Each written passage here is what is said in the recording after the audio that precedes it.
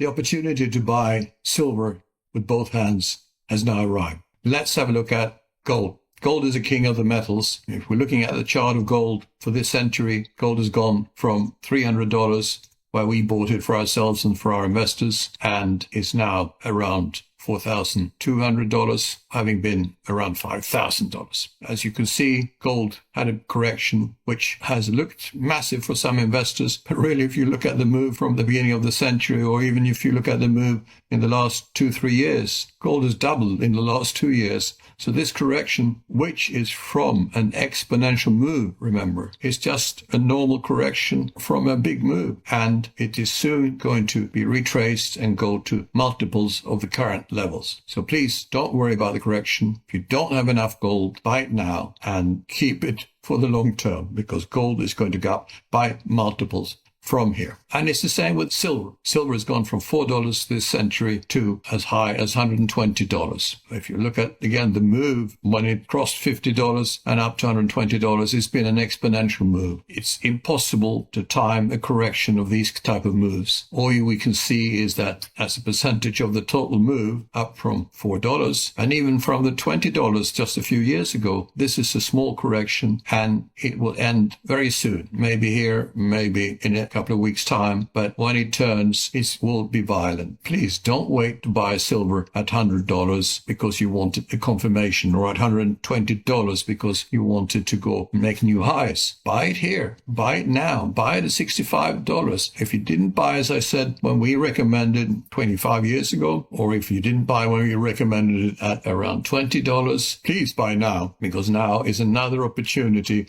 where you can combine wealth preservation with massive investment gains. If we look at silver the other way around, it's, as we know, it's not silver going up. It's the dollar and the currencies going down. The dollar has lost about 94% of its value against silver since the beginning of this century. And that loss will continue to a total loss of the value of the dollar. It could take 5 years, it could take 10 years, but that's what happens at the end of every single monetary era. And this is just another one in a chain of many, where every currency has always gone to zero. Coming back to gold, the king of the metals. Now we think you can be overexposed to silver, so you can maybe have 30% in silver of your total precious metals and 70% in gold. So how much precious metal should you have as a percentage of your total assets? Well, we are extremely worried about virtually every investment market, and we will talk about that in another video. But we think that stocks, bonds, property, and many of the bubble markets and other investment markets will go down by at least 75 to 95% against gold. And some of them, like bond markets, where there'll be defaults, could be both sovereign defaults and it could obviously be defaults by other parties. That obviously leads to the bonds going down to zero. And that will be in combination with very much higher interest rates than we have today. So if we look at gold here, I have this cube. Total gold that has ever been mined in the world is $32 trillion. Compare that to the 12 biggest companies in the US currently, and they add up to $30 trillion.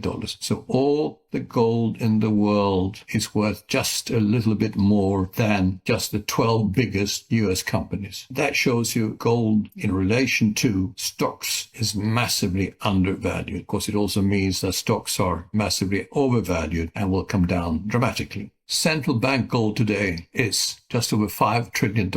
Just one US company, the biggest, of course, Nvidia, is valued at over $4 trillion. Can you imagine? The total gold held by all central banks is worth virtually the same as Nvidia, one US corporation. That is just not correct. And that relationship will be changed dramatically in the next few years. Again, I could see Nvidia going down in this bubble of AI stocks by 90% or more. So you could see the undervaluation of gold in relation to these bubble assets. And as I said, silver, as we often talk about, is gold on steroids.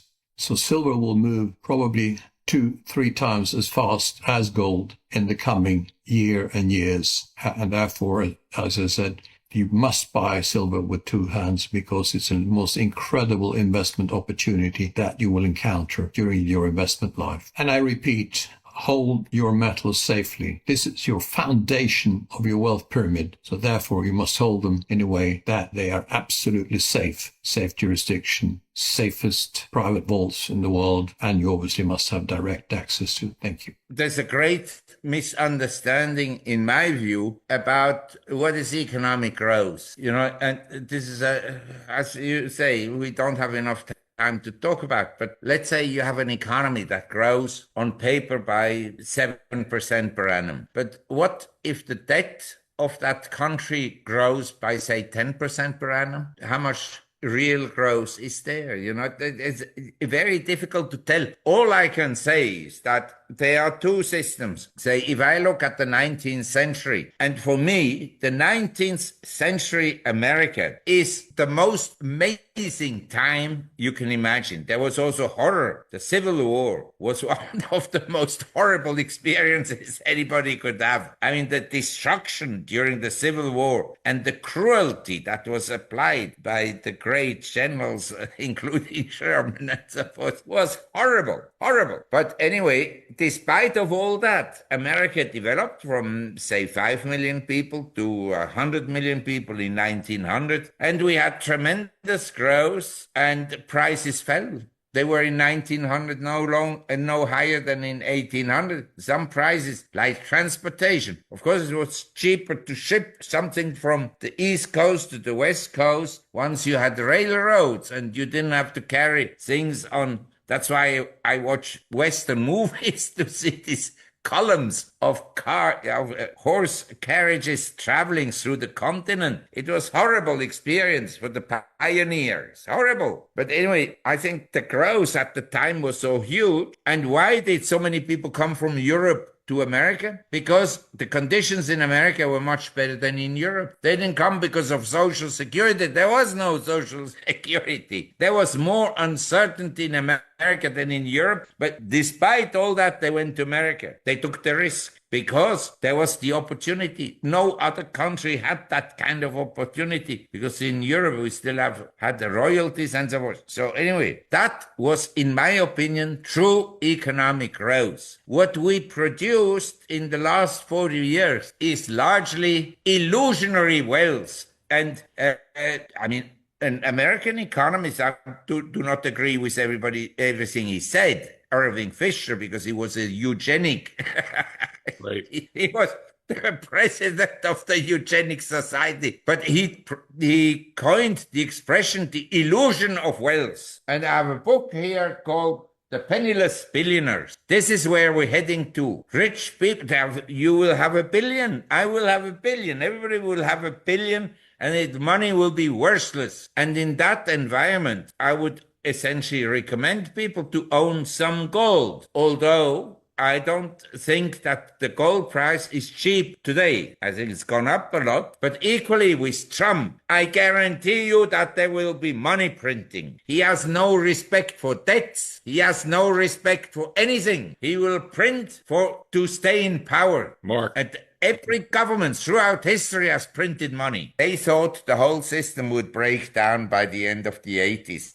And people sometimes ask me, Mark, what has surprised you in life? I studied economics. I didn't study much, but later on I became interested and I read a lot of books and so forth. And in Switzerland, we were talking a lot about an economist, Silvio Gesell, because he is a nutcase. He wasn't Swiss, but he was thrown out of Bavaria and went to Switzerland and lived in a mountainous area, which is very poor. But he wrote about, and he also had a newspaper. I have still here some samples. He wrote about negative interest rates because he thought if you have negative interest rates, then people will spend money and that will stimulate the economy. He was kind of actually Keynes. He wrote about the Silvio Gesell and said that he had very original ideas because Keynesian economics is about spending, whereas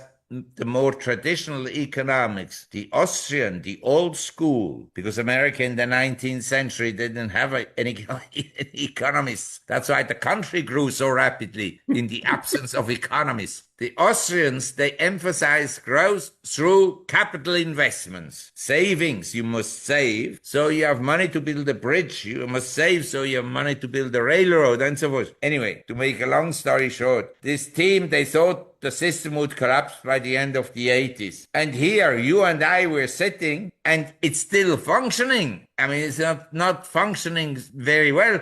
But if you go to Wall Street and you go to the private equity guys and so forth, they live in luxury. They will tell you, you, Noble, and you, Mark, you're completely wrong. We can keep on printing money forever. And this they will do until the breakdown occurs. Now, I happen to think that this breakdown has begun, and I want to tell you why. Last year was a very important year for asset markets.